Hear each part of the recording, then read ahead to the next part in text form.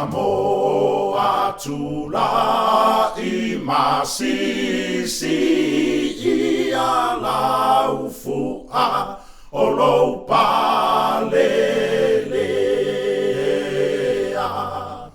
Samoa tula I masisi ia laufua o lou palelea. Paai ina fetu o lo uangi ai.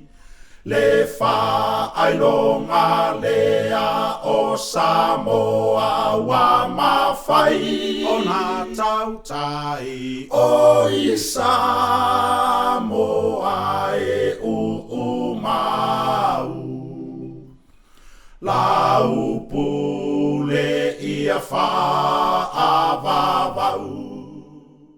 Awa e te fefe o lea tualo ta whaavae.